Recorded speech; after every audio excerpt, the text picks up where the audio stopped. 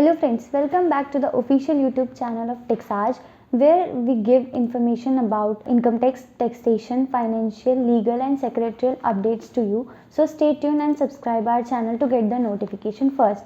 So today I am here to discuss about change in name of company. क्या होता है, हमने company कभी बनाई, ठीक है, बहुत सारी वीडियोस में आपने देखा इनकॉर्पोरेशन, एलएलपी की इनकॉर्पोरेशन, प्राइवेट लिमिटेड की इनकॉर्पोरेशन, एक्सेट्रा। इनकॉर्पोरेशन में हम क्या करते हैं, अपना नाम हम तभी सेलेक्ट करते हैं, बट हम अपनी किसी भी कंपनी का नाम सोचना बहुत डिफ़िकल्ट होता है। कई बार हम सोच नहीं पाते हैं या किसी भी कारण से हम कोई भी नाम कि ये अच्छा लगा तो हमने उसको कर लिया, बट इन फ्यूचर क्या होता है कि अब हमारा बिज़नेस एक्सपेंड हो रहा है तो हमें कोई प्रोफेशनल नेम या फिर हमें अपनी फैमिली के ऊपर, कभी होता है कि फादर के ऊपर नाम रखना है या किसी को होता है अपनी चाइल्ड के ऊपर नाम रखना है। तो अब उसके लिए क्या करते हैं लोग, बोलते हैं अरे यार कंपनी तो बना ली, बहुत झमेला था, अब अगर हमें नाम चेंज करना होगा तो उसके लिए भी बहुत झमेला होगा, या फिर मैं दूसरी कंपनी बनाऊंगा तब मैं नाम चेंज करूँगा। लेकिन नहीं, ऐसा नहीं है। एक शॉर्ट प्रोसीजर के साथ, कुछ ही स्टेप्स के साथ आप अपनी कंपनी का, एग्जिस्टिंग कंपनी का भी नाम चेंज कर सकते हो। आज हम इस वीडियो में ये डिस्कस करेंगे कि आप अपनी एग्जिस्टिंग कंपनी का नाम कैसे चेंज कर सकते हो, क्या क्या प्रोसीजर होता है और कौन से फॉर्म फाइल करने पड़ते हैं। सारी कंपनी का नाम कैसे चेंज होता है, इसके स्टेप बाय स्टेप्स डिस्कस करते हैं। तो फर्स्ट स्टेप क्या होता है, पासिंग अ बोर्ड रेजोल्यूशन।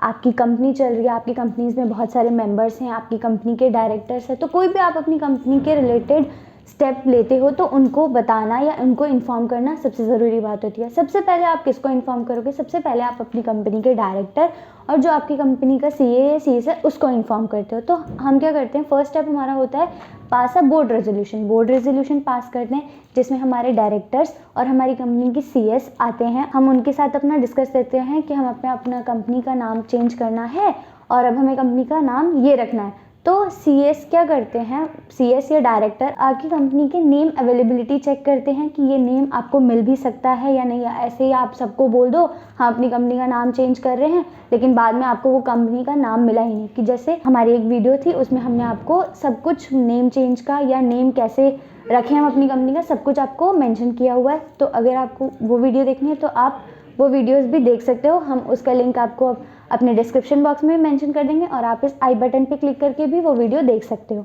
तो अब हमने क्या किया, हमने अपनी कंपनी का नेम अवेलेबिलिटी चेक किया कि ये नाम हमें मिल भी पाएगा या नहीं। तो आपने अपनी बोर्ड मीटिंग में ये किया, साथ में आपने एक रेजोल्यूशन की भी डेट आपने चूज़ की कि हाँ भाई मैं ये डायरेक्टर्स हैं, ये लोग सेटिस्फाई हो गए हैं कि हाँ ठीक है हम अपनी कंपनी का नाम चेंज कर सकते हैं। तो अब आप क्या करोगे, एक्स्ट्रा ऑर्डिनरी रेजोल्यूशन की भी डेट आप बोर्ड मीटिंग में ही फिक्स करोगे कि हाँ इस दिन ये मीटिंग भी कंडक्ट करेंगे। अब सेकेंड स्टेप क्या होता है, सेकेंड स्टेप होता है नेमेबिलिटी का चेक करना, डिटेल्ड में चेक करना। किसी भी कंपनी को कोई भी अगर नाम लेना होता है तो वो इतनी इजीली उसको नहीं मिल सकता कि हमें XYZ प्राइवेट लिमिटेड रखना है तो हम ये अब अपनी कंपनी का नाम रख सकते हैं। नहीं, इसके लिए भी बहुत सारी क्राइटेरिया होती है और बहुत कुछ हमें चेक करना पड़ता है, जिसके लिए मैं आपको बता चुकी हूँ। हमारी पुरानी वीडियो पे जाके आप देख सकते हो, लिंक आपको डिस्क्रिप्शन बॉक्स में मिल जाएगा। नेम अवेलेबिलिटी आपने वहाँ से चेक किया, ये आपका सेकंड स्टेप था। उसके बाद ये नहीं कि आपने नेम अवेलेबिलिटी चेक कर लिया और आप उसी के साथ आगे बढ़ गए, उसके लिए आपको रन फॉर्म फाइल करना पड़ता है। आपने रन फॉर्म फाइल किया, आरओसी में ये लेटर जाता है, तो आरओसी आपको कंफर्म करती है कि हाँ आपको ये नाम मिल सकता है। वो आपको एक रिजर्वेशन लेटर प्रोवाइड करती है, उसके बाद आप आगे प्रोसीड कर सकते हो उस नेम के साथ। थर्ड स्टेप क्या होता है, पासिंग ऑफ स्पेशल रेजोल्यूशन। अब बोर्ड रेजोल्यूशन आपने पास कर लिया, अब आपको क्या करना है, स्पेशल रेजोल्यूशन पास करना है। स्पेशल रेजोल्यूशन में क्या होता है, आप अपनी कंपनीज के जितने भी मेंबर्स हैं सबको बुलाते हो, उनके साथ भी एक क्लॉज डिस्कस करते हो कि हमें अपनी कंपनी का नाम चेंज करना है और हमें अब अपनी कंपनी का ये नाम रखना है। हमने इसके बारे में डिटेल सब कुछ चेक कर लिया है, अब आप लोग बताओ आप लोग सेटिस्फाई हो या नहीं हो। तो कुछ लोग उसमें सेटिस्फाई होते हैं, कुछ सेटिस्फाई नहीं होते। तो इसमें भी हमें एक परसेंटेज देखना पड़ता है कि आपके मेंबर्स का 75% अगर लोग आपके साथ एग्री कर रहे हैं कि हाँ आप इस नाम के साथ आगे बढ़ सकते हैं, हम अपनी कंपनी का ये नाम रख सकते हैं, तो आप आगे कंटिन्यू कर सकते हो। अगर आपके मेंबर्स 75% से कम ही एग्री करते हैं तो आप फिर ये डिसीजन नहीं ले सकते अपनी कंपनी के लिए। तो इसके लिए हम स्पेशल रेजोल्यूशन पास करते हैं। फोर्थ स्टेप स्टेप होता है अप्लाइंग टू रजिस्ट्रार। अब हमने डिस्कस कर लिया, नेम भी चेक कर लिया कि हाँ हमें नाम मिल सकता है, मेंबर्स के साथ भी डिस्कस कर लिया। अब आपको फॉर्म्स फाइल करने की बारी आती है। इसके लिए कौन सा फॉर्म फाइल होता है? इसके लिए सबसे पहले हमें MGT 14 फॉर्म फाइल करना पड़ता है। अब MGT 14 कब फाइल कर सकते हैं? MGT 14 फॉर्म फाइल होता है with in 30 days of passing of resolution. जिस दिन आपका रेजोल्यूशन पास हो गया उस दिन से लेकर के 30 डेज के अंदर आपको MGT 14 फॉर्म फाइल करना पड़ेगा। MGT 14 के लिए भी हमने एक डिटेल्ड वीडियो बना रखी है, उसका भी लिंक हम डिस्क्रिप्शन बॉक्स में मेंशन कर देंगे। साथ ही आप इस आई बटन पे जाकर के भी वो वीडियो देख सकते हैं। हम शॉर्टली डिस्कस कर लेते हैं कि MGT 14 में क्या जाता है और क्या क्या इसकी अटैचमेंट होती है। MGT 14 में आपकी कंपनी के ऑब्जेक्टिव जाता है, कंपनी की डिटेल जाती है, डिटेल्स में KYC आ जाता है, जैसे ईमेल आईडी, डायरेक्टर्स कौन कौन है, एड्रेस, ये सब जाता है। और साथ में इसके साथ कुछ अटैचमेंट्स भी लगती है। वो अटैचमेंट्स क्या क्या होती हैं? Copy of board resolution, certified copy of special resolution, notice of EGM with explanatory statement और ऑल्टरेटेड MOA और AOA, जिसमें आपका जो भी आपने एडिट किया होगा, अगर आपने अपना ऑब्जेक्ट भी एडिट किया है तो वो भी उस MOA में आएगा। और आप नेम चेंज करने के लिए कर रहे हो तो आपके MOA में आपकी कंपनी का न्यू नेम होना चाहिए। सो वंस अगर MGT 14 आपने फाइल कर दिया, उसके बाद आपको एक सेकेंड फॉर्म फाइल करना पड़ता है INC 24, जिसमें हमें अप्रूवल मिलता है सेंट्रल गवर्नमेंट से। हमने MGT 14 फाइल किया, उसमें ROC को बताया आपने कि हम अपनी कंपनी का नाम चेंज करना चाहते हैं और ये हमारी कंपनी के कुछ डॉक्यूमेंट्स हैं जो MCA में नेसेसरी होते हैं डालने के लिए, वो आपने दे दिए। अब आपको सेंट्रल गवर्नमेंट से भी अप्रूवल लेना पड़ता है कि हमारी ये कंपनी थी, एग्जिस्टिंग नेम इसका ये था और अब हम अपनी कंपनी का न्यू नेम ये रखना चाहते हैं। अब INC 24 फाइल करने की डेट क्या होती है? INC 24 फाइल करने की डेट होती है जिस दिन आपने MGT 14 फाइल किया, उसके विद इन 30 डेज के अंदर आपको INC 24 भी फाइल करना ज़रूरी है। अब आप पूछोगे कि हमें जब 2 फॉर्म फाइल करने पड़ते हैं, MGT 14 और INC 24, तो हम इन दोनों को एक साथ क्यों ना फाइल कर दें? या पहले मैं MGT 14 ही फाइल क्यों करूँ, पहले मैं INC 24 क्यों ना फाइल कर लूँ पहले, या फिर मैं दोनों साथ ही कर देता हूँ, दोनों से मुझे अप्रूवल एक बार में मिल जाएगा। तो नहीं, आप एक साथ नहीं कर सकते हो। क्यों? क्योंकि आप MGT 14 पहले फाइल करोगे, उसका जो SRN आएगा वो आपको INC 24 में डालोगे। आपने जो नेम अप्रूवल के लिए फॉर्म फाइल किया था रन, वो उसका भी SRN आपको आपके फॉर्म में डालना पड़ेगा, तभी आप INC 24 फाइल कर सकते हो। इसीलिए सबसे पहला स्टेप था आपको रन फाइल करना है, सेकंड आपको MGT 14 फाइल करना है। इन दोनों के जो SRN आते हैं वो आपको MGT 24 में डालना होता है। इसीलिए हमारा सबसे लास्ट फॉर्म होता है INC 24। अब INC 24 के साथ क्या क्या अटैचमेंट्स लगती है?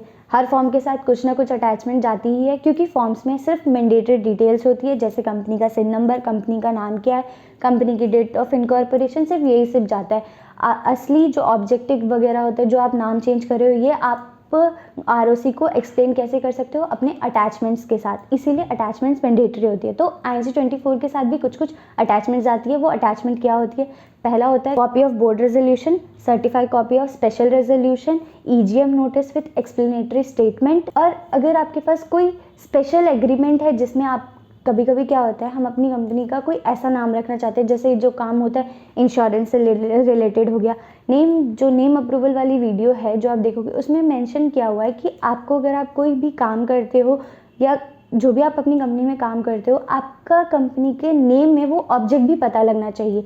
जैसे मैं IT से रिलेटेड कोई काम कर रही हूँ तो मेरी कंपनी के नेम में टेक्नोलॉजी या टेक आता है। मोस्टली सब यही फॉलो करते हैं और यही एक क्राइटेरिया भी होता है।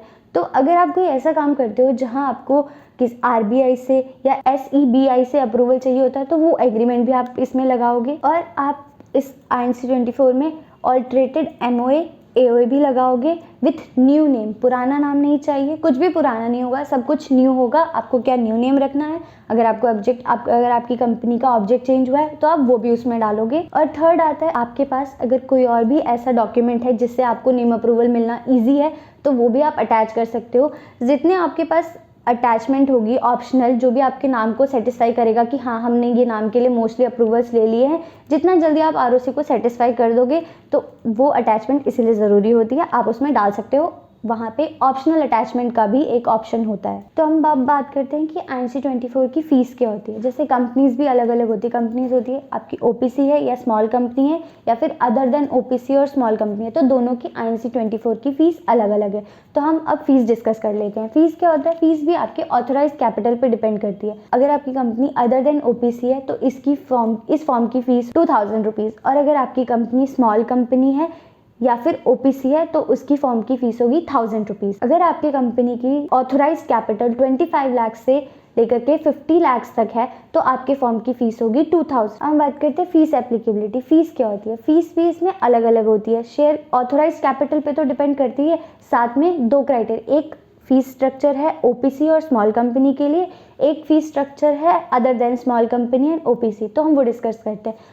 अगर आपके authorise capital up to 25 lakh है तो आपके INC 24 की फीस होगी। अगर आपकी कंपनी स्मॉल कंपनी है या फिर OPC है तो आपके फॉर्म की फीस होगी 1000 रुपीज़, और अगर आपकी company other than small company या अदर देन OPC है तो आपके फॉर्म की फीस होगी 2000 रुपीज़। अगर आपके ऑथराइज कैपिटल 25 लाख से लेकर के 50 लाख तक है तो आपके फॉर्म की फीस होगी, अगर आपकी कंपनी स्मॉल है और या फिर OPC है तो उस फॉर्म की फीस होगी 2500, और अगर आपकी company other than small company या फिर अदर देन OPC है तो आपके फॉर्म की फीस होगी 5000 रुपीज़। अब अगर आपकी ऑथराइज्ड कैपिटल 50 लाख से ऊपर है बट 1 करोड़ से कम है तो आपके फॉर्म की फीस होगी 10,000 रुपीज़। अगर आपकी ऑथराइज्ड कैपिटल 5 करोड़ से लेकर के 10 करोड़ के बीच में है, अप टू 10 करोड़ है तो आपके फॉर्म की फीस होगी 15,000, और अगर आपके ऑथराइज कैपिटल 10 करोड़ से ऊपर है तो आपके फॉर्म की फीस होगी 20,000।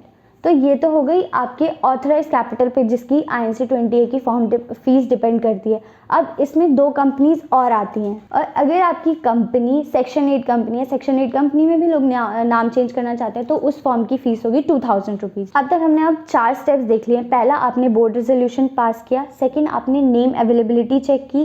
थर्ड, आपने स्पेशल रेजोल्यूशन पास किया। फोर्थ, आपने अप्लाइंग टू रजिस्ट्रार किया। अब फिफ्थ क्या होता है? Issuance of incorporation of certificate. अब हमने तो अपनी तरफ से सारी फॉर्मेलिटीज कर दी। अब क्या होता है? अब ROC की बारी होती है। ROC में जो आपने फॉर्म्स फाइल किए हैं, ROC उस फॉर्म्स को चेक करेगी। आपने जो अटैचमेंट्स लगाए हैं उन सबको देखेगी। अगर ROC सेटिस्फाई होती है तो ROC उसके बाद आपको एक fresh COI certificate of incorporation with new name provide करती है। जब तक आपको अपनी कंपनी का न्यू नेम नहीं मिल जाता COI के द्वारा, तब तक आप अपनी कंपनी का नाम नहीं चेंज कर सकते। किसी भी डॉक्यूमेंट्स में आप वो न्यू नेम नहीं डाल सकते।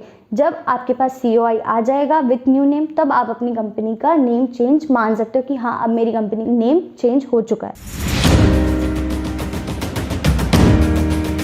6th स्टेप क्या होता है? Incorporating company name in MOA and AOA। अब आपकी कंपनी का आपने नेम चेंज कर लिया, आपके पास COI भी आ गया है, तो हमारा लास्ट स्टेप क्या होता है? हमारा जो MOA एंड AOA होता है, memorandum of association and articles of association, उसमें भी अब आप अपनी कंपनी का न्यू नेम डालोगे, न्यू नेम मेंशन करोगे। आपकी सारी कॉपीज में आपके न्यू नेम होना चाहिए, ओल्ड नेम कहीं पे भी नहीं होना चाहिए। तो ये 6 स्टेप्स थे जिससे आप अपनी कंपनी का नेम चेंज कर सकते हो। छोटा सा ही है बट इसके लिए थोड़े से डॉक्यूमेंट्स अरेंज करने पड़ते हैं, लेकिन आप अपनी कंपनी का नाम चेंज कर सकते हो। आपको न्यू कंपनी बनाने की कोई ज़रूरत नहीं है। अगर आपका मन है तो आप न्यू भी बना सकते हो, बट आप अपनी एग्जिस्टिंग कंपनी का भी नेम चेंज कर सकते हो। तो थैंक यू। अगर आपको ये वीडियो अच्छा लगा हो तो इसे लाइक करो, शेयर करो और सब्सक्राइब करो। और इस वीडियो से रिलेटेड अगर आपको कोई भी डाउट्स है तो आप हमारे डिस्क्रिप्शन बॉक्स में जाके या कमेंट बॉक्स में जा करके क्वेश्चन कर सकते हो। Thank you.